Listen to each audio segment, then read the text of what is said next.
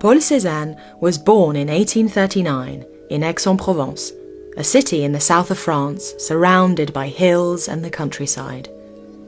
He lived through a time of extreme social and artistic change, and his art bridged this shift from tradition to modernity.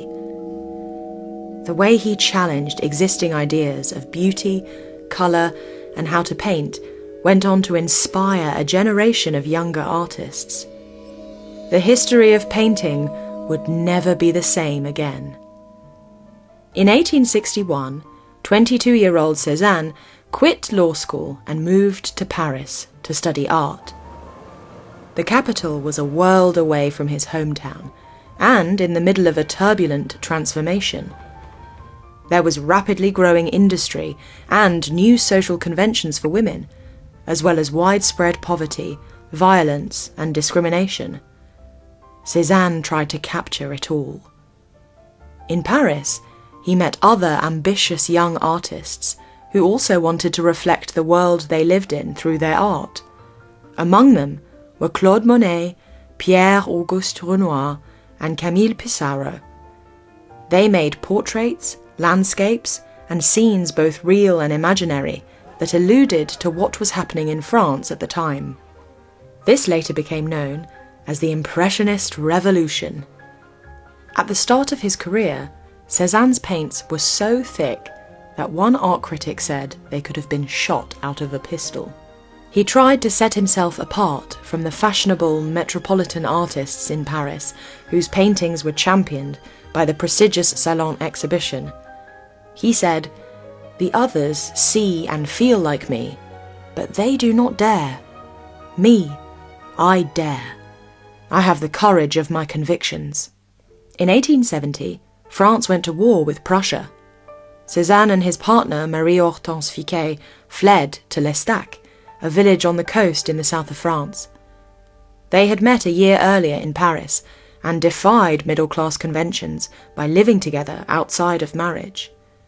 Fiquet became one of Cezanne's favourite models. He rarely worked with professional life models and preferred to paint people he was close to. Their patience allowed him the time to make repeated studies, to experiment, and to hone his portraiture practice. Cezanne went on to paint Fiquet nearly 30 times over 25 years, showing their continuous closeness and partnership. In the 1870s, Cezanne often worked alongside his friend and mentor Pissarro.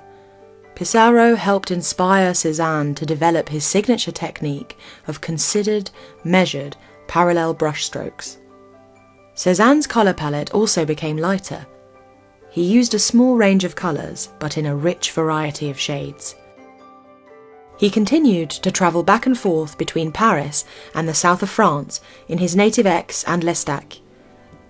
He wrote, "The views are like a playing card, red roofs against the blue sea." These were the years when Cezanne became the Cezanne we now know. In the 1880s and 90s, Cezanne's favourite area of experimentation was still lifes featuring common household items, such as bowls, jugs, fruit, and a traditional blue fabric called l'Indien.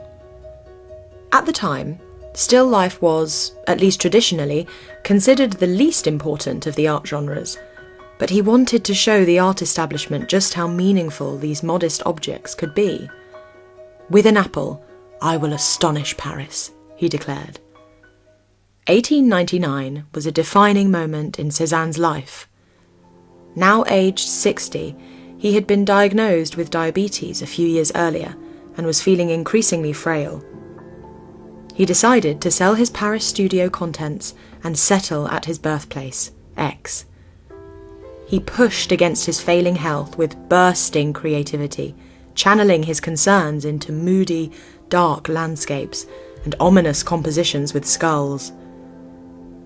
His technique varied from thick oils to layers of delicate, luminous watercolour washes.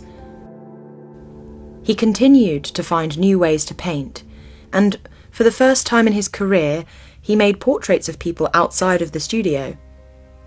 A year after Cezanne's death, in 1906, the Salon d'Automne held an exhibition in his memory, featuring more than 50 paintings and watercolours. His legacy kept growing and influenced the work of many artists.